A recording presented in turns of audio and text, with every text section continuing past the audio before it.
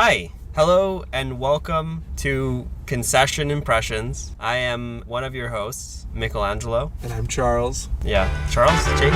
Or Chase, either one.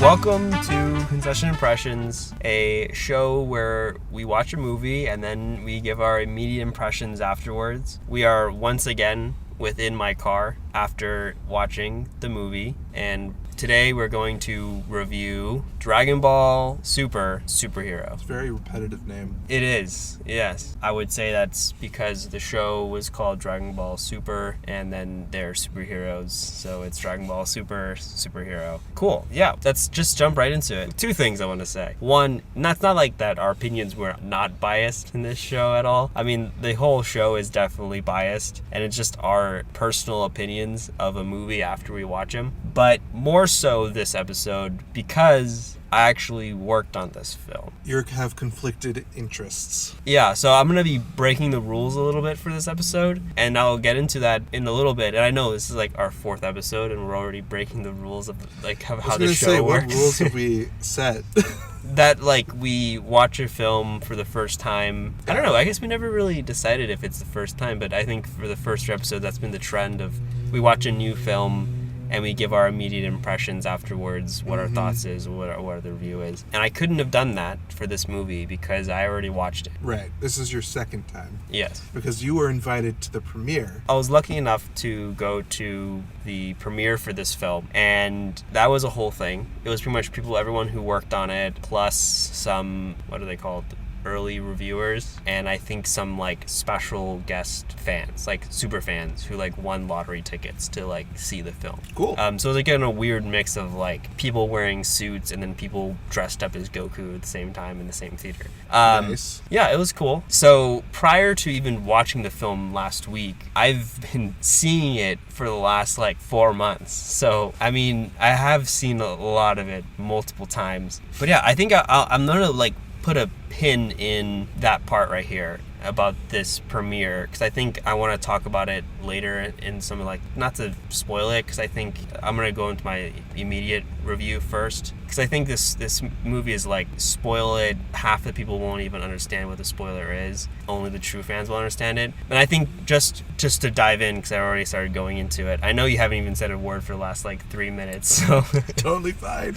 I don't have a whole lot to say on this film, I have to say, but I am not a Dragon Ball super fan. Yeah, so I actually wanted to ask you, because I think this film, the immediate should you go watch it review, spoiler-free review, and I think, for me, I think it's like, if you're a fan of this franchise, and if you grew up with it, and you know Dragon Ball, you know the anime, you're a fan, I think you'll absolutely love this film. If you're not, and you're one of the people who's like, what's Dragon Ball, what's an anime, then I think just steer clear of this one, because you're not going to know what's going on. It's definitely for a certain audience, and I think you will be confused, and maybe you might find some enjoyment in it, but I think you'll be more confused than it would outweigh the enjoyment that you will receive from watching it. Right. I think it's sort of like how I feel about wrestling. It's, if you are a fan and you follow the characters and you are aware of the various different like storylines, then you'll enjoy yourself. There's substance there. It'll be fun.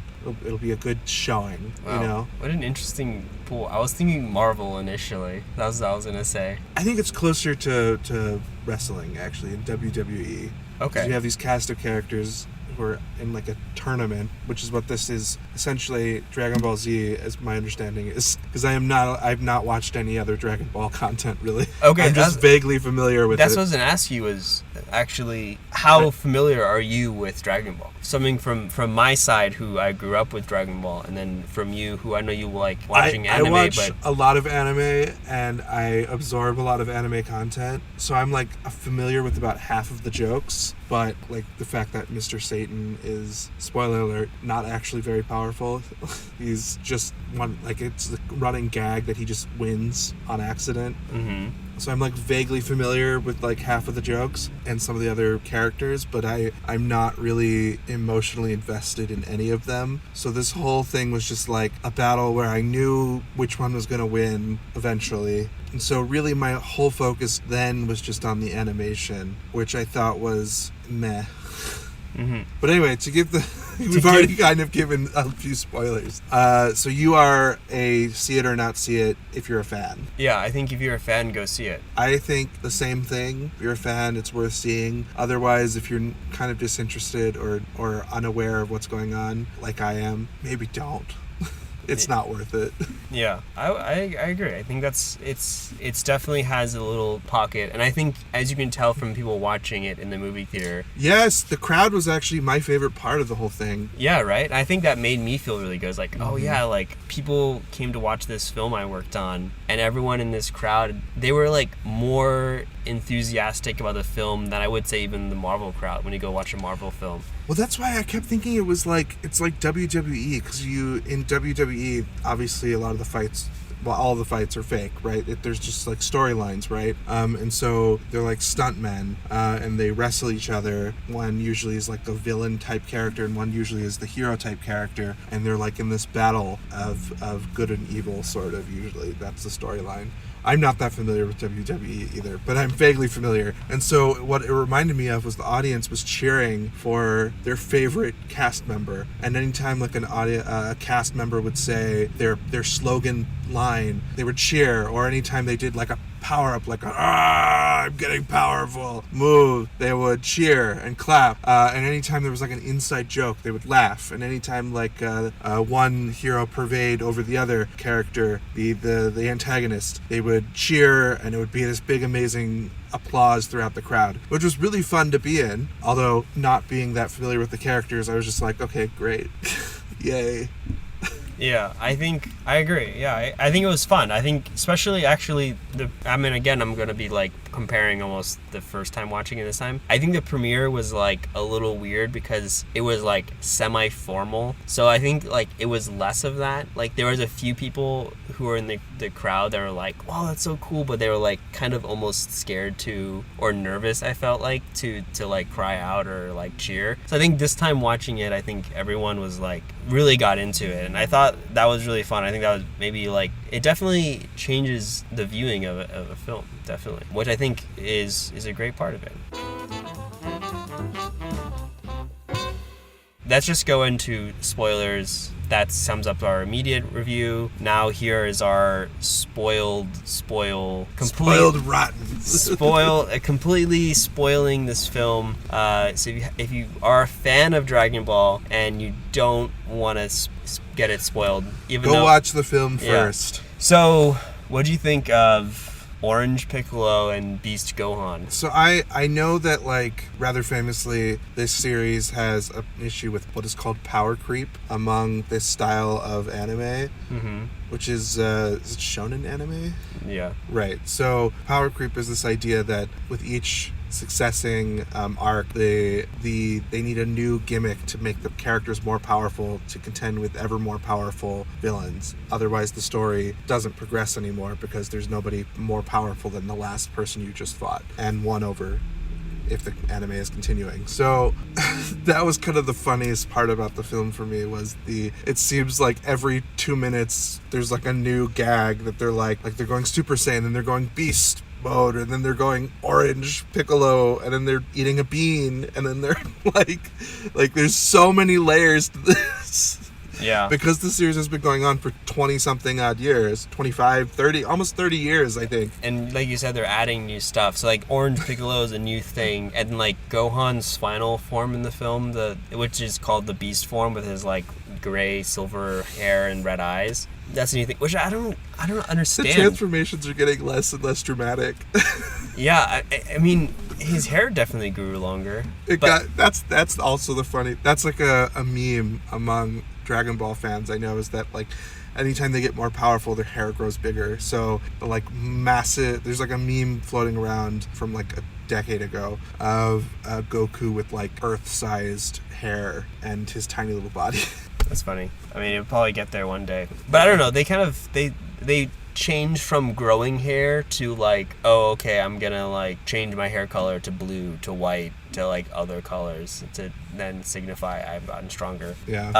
I mean, I watching it and being someone who was a fan, and I would say that like for everyone, I guess doesn't really matter, but I kind of stopped watching after Dragon Ball Z, which I don't know if you even know what that is. So it goes like Dragon Ball Z, technically Dragon Ball GT, but they kind of like, you know. So I'm like vaguely familiar. I know about those.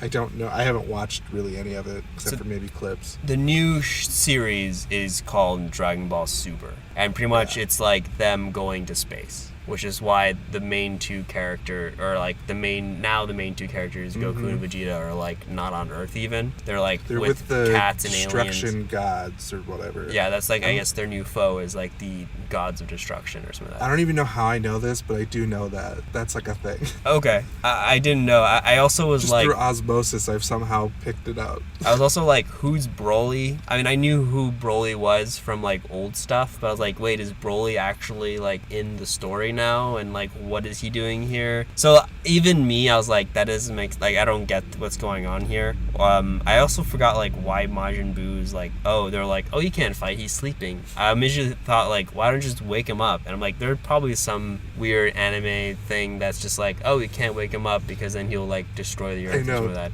For this movie to work, they had to basically eliminate half of the cast at the very beginning, which that was a thing that I found slightly annoying at the very beginning, because it took about 40 minutes for us to get into the actual story. Which is also... there isn't really an actual story. It's very straightforward. Yeah. It's very just like, here's the reason why you have only these characters. Here's the setup between, here's the bad people, here's the good people. Here's the setup to bring them together, and then just everyone fight. And then... Which that is also very WWE. Okay. Well, I will say that you're making that reference a lot. I've never watched WWE ever. So I don't even... You can keep telling me things that I haven't like, really watched much either. I'm just vaguely familiar because of another movie that I can't even remember what it's called.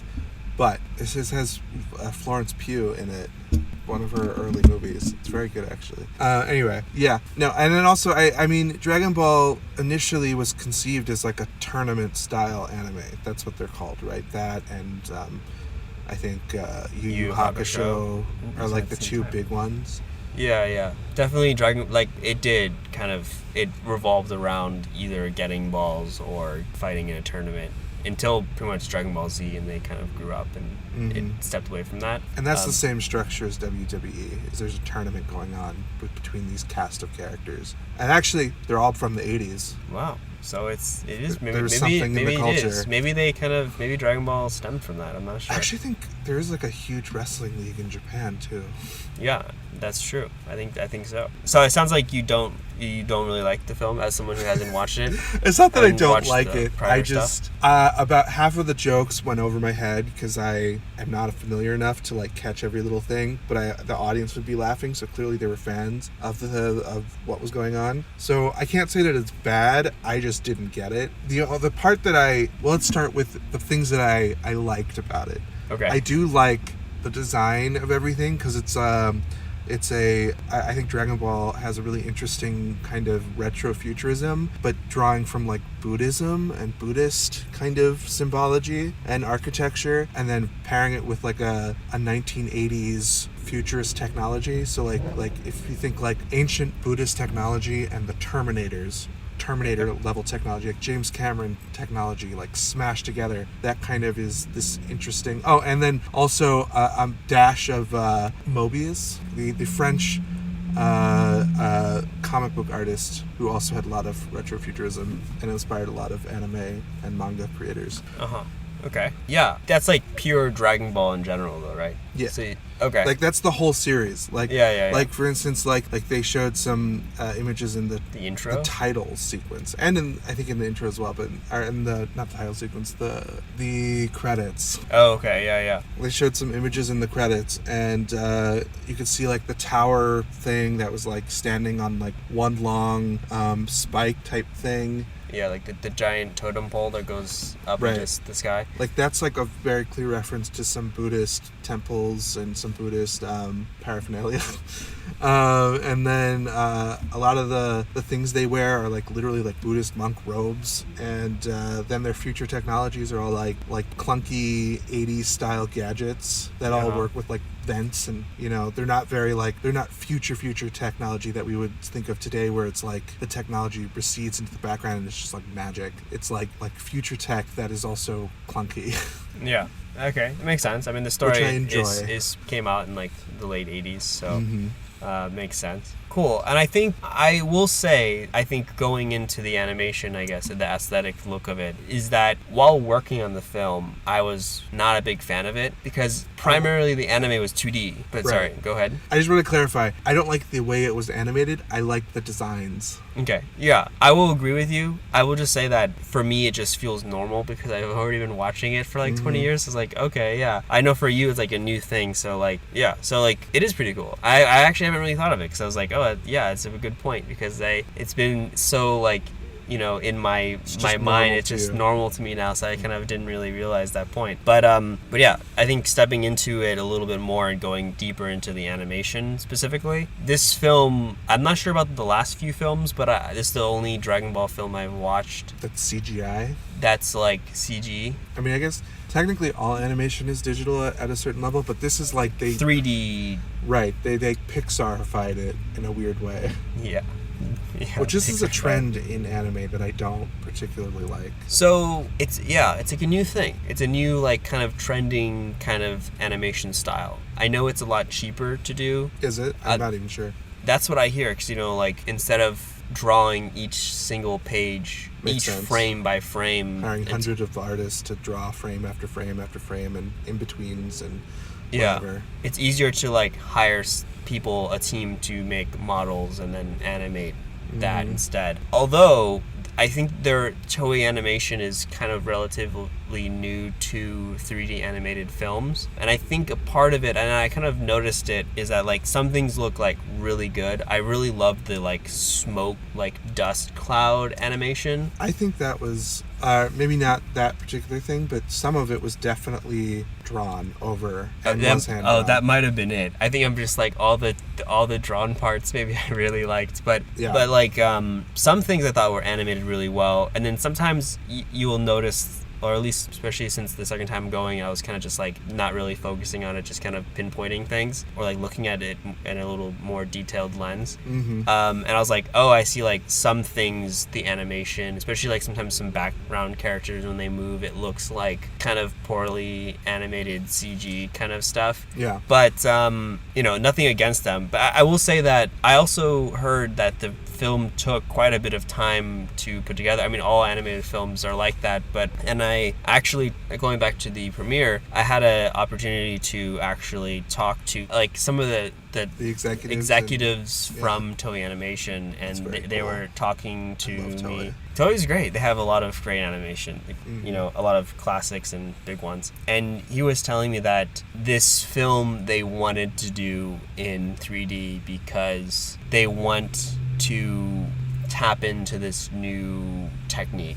And they're like, we know it's kind of, we're new to it and we're probably not the best at it yet. He was saying just like they had to practice. I mean, like, they want to get better at it, and like over time it's going to look better and better. So they hope it looks good. And I actually think seeing it on like a computer screen, I was like, it kind of looks clunky, but I think actually seeing it we watched it in IMAX as well, and I think like seeing it on a big screen, some stuff, like a lot of it looked pretty nice. At least a lot better to me than watching it on my computer screen. I think there are times where you can't really tell the difference between hand-drawn and the 3D models. It's just when they do a few weird movements, which is really a thing when you have a battle anime. Yeah, I think a lot of the fights didn't have as much like energy, oomph into them, and I think as that a 2D is because of there's this concept in animation, 2D animation, called squash and stretch, I believe, and it's where you will actually create frames where the model is a little bit more abstract, and not the model, but the character that you're drawing. You're drawing is more abstract and stretched or squashed in various ways, and it adds a lot of emotive quality, and then also a lot of energy if you're doing a fighting style anime. There's actually a very famous 2D animation from Naruto where they break down, and you can pause it at any different a lot of the fight scenes in Naruto, actually, you can pause them at any different moment, and you can see how the characters look like wild, misshapen things, but when you're playing it in 24 frames per second, you don't see that. You just see the speed at which this character is moving, because it's an illusion, right? It's a magic trick.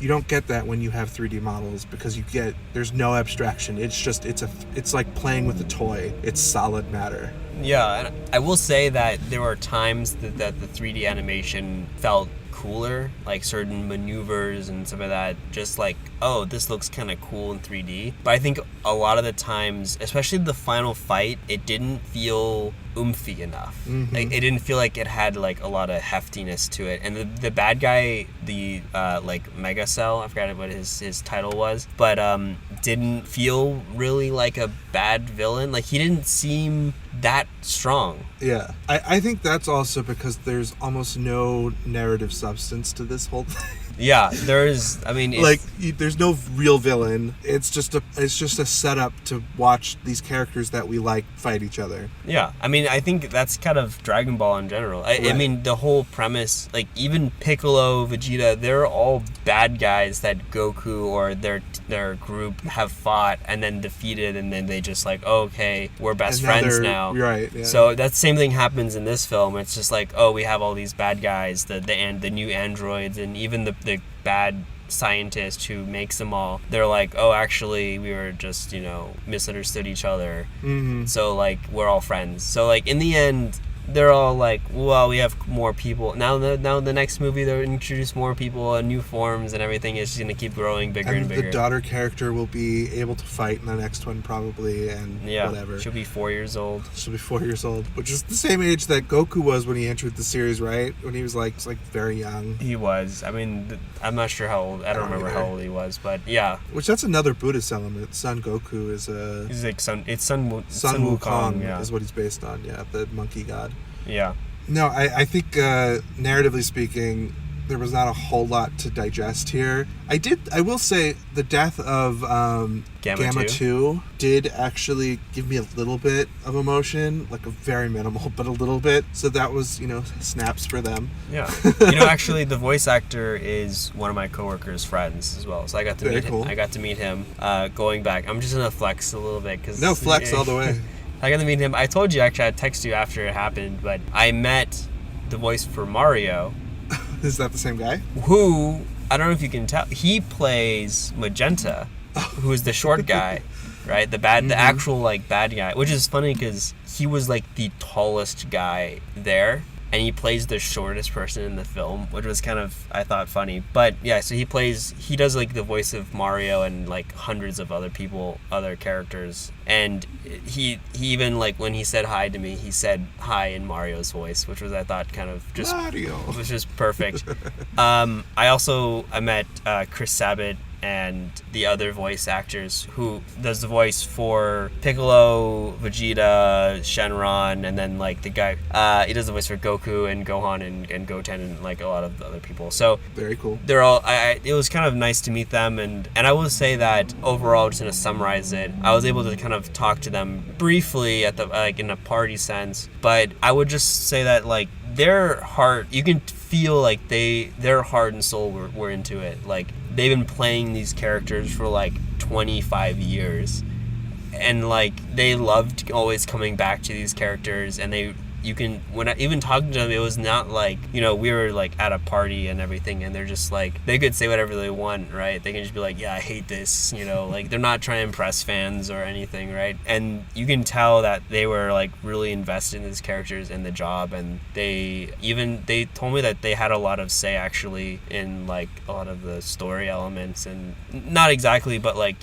the jokes and the one-liners. Yeah, like a lot of the, there are a lot of great one-liners in this actually. Voice directing, I guess. Yeah, it was kind of, I thought it was clever. It was, for an anime or for a movie, like an anime movie, animated film, especially for like a movie that's based on a TV show, I think that it had a lot of cleverness hidden without it, which I thought I appreciated. I didn't think that it would be anything like that. I just imagined it would just be like, here we go, here's a bunch of fighting. But I thought it was like a nice little mix of like little breaks. And I think even going back to like Bullet Train or something like that, it had like, I think, a better story beat than that, even though this movie doesn't really have a story at all. But like, I do like how it's not just like fight. They kind of get to know the characters. Maybe it's just because I already know a lot of the characters. I think you have to be more familiar with it. Did you okay, so maybe you kind of don't feel that all like how I feel then, like I think the characters are mostly simple enough that when you see them and they give kind of one or two lines, you kind of get them immediately. And I enjoyed seeing them punch hit each other for like a few minutes, but I wanted there to be something more, because I was checking out on a few occasions, especially early on, as they spent I think literally 40 minutes just setting everything up with the Dr. Higo or whatever, Hedo, and Magenta and this evil corporation. They literally, like, there's like a 10-minute scene where they're just in a car.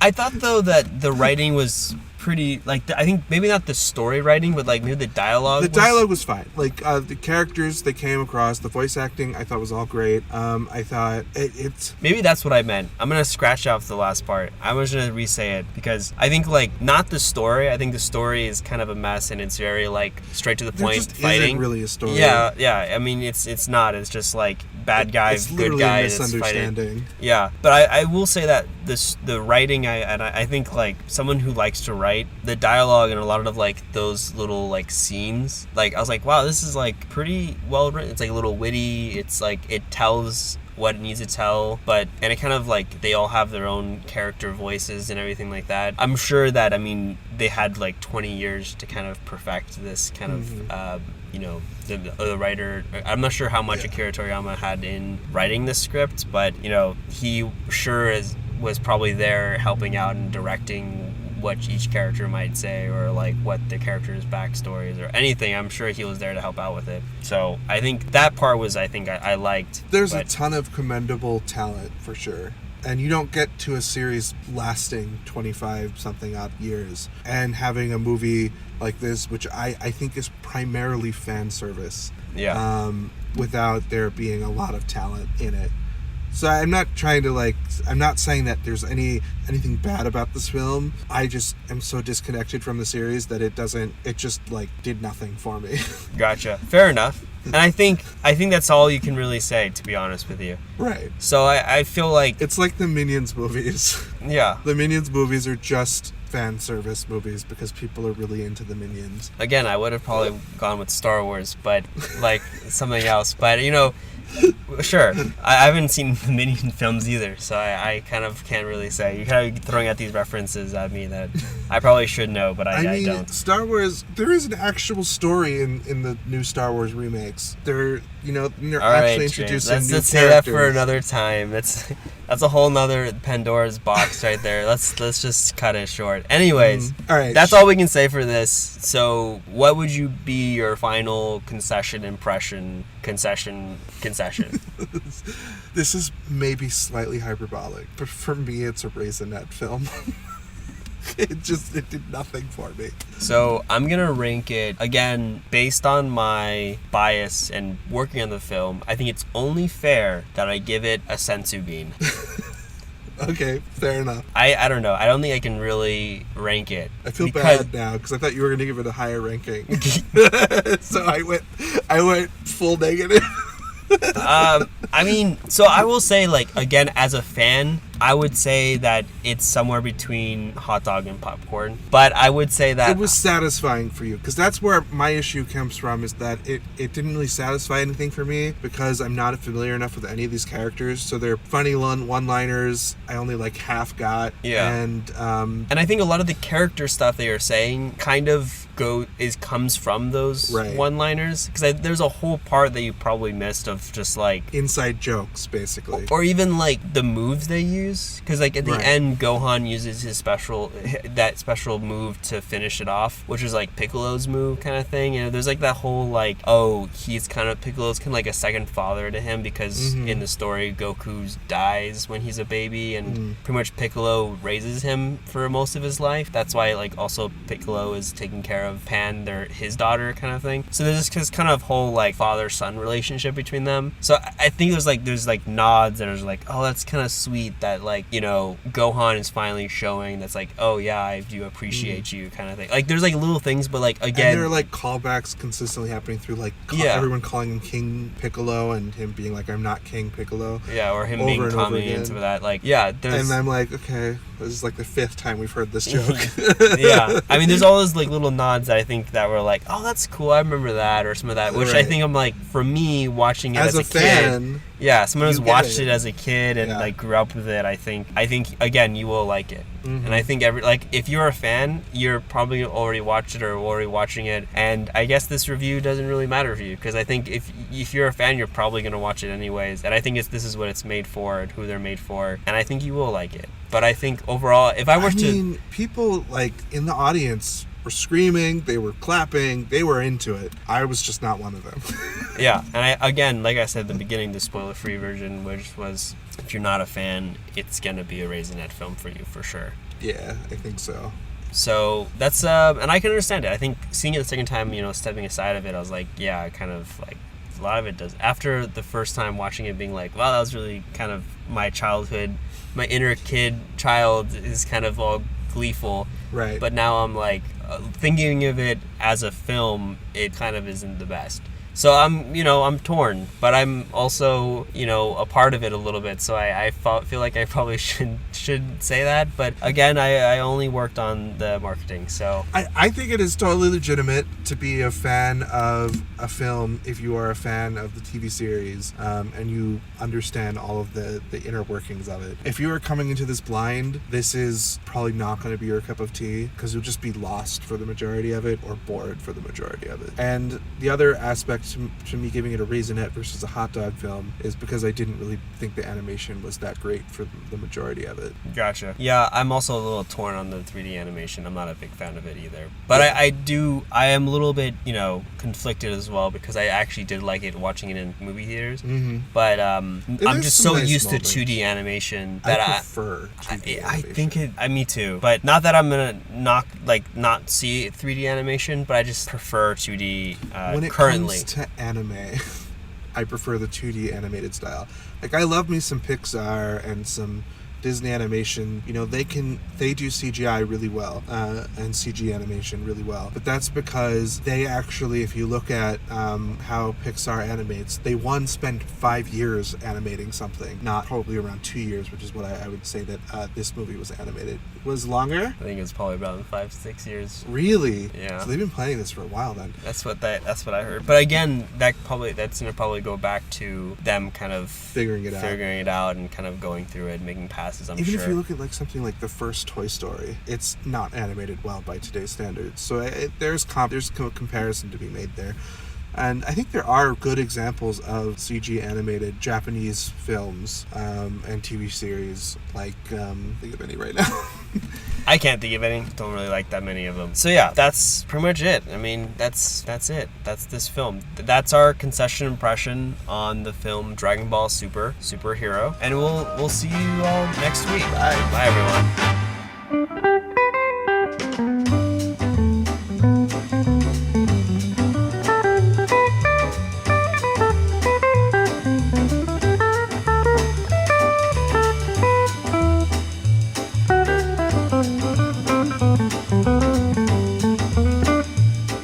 Thanks for listening to Concession Impressions. The show is hosted and produced by Charles Helbeck and myself, Michelangelo White. Music in this episode was created by Joe Park. The show logo and editing was done by the amazing Yumi White. Let us know your concession impression on Twitter. You can find us on Twitter at Film Cookbook. We're excited to hear your thoughts. We read every single tweet. Hope you all have a great week. Till next time. Bye.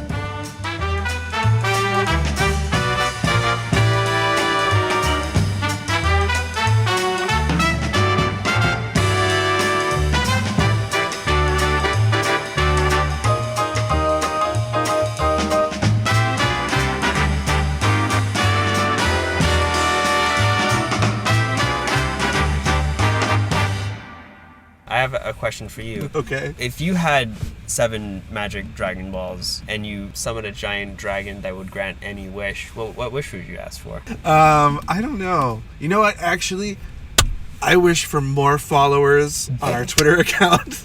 Nice. And to listen to our podcast. So, you know, if you could make that happen, 12 listeners. Nice. Yeah. Actually, we have more than that, so that's nice. Well, but yeah, it's like still very early. 15, because if you also need to count us as well. Exactly. But yeah, nice plug. I like that. All right, cool. Well, hopefully, maybe your wish will be granted, and maybe people listening to this in 3 years will be like, "Oh wow, they finally made it. They have 1,000 listeners now." Dragon Ball is real. Yeah. For higher than 1,000. Oh, yeah.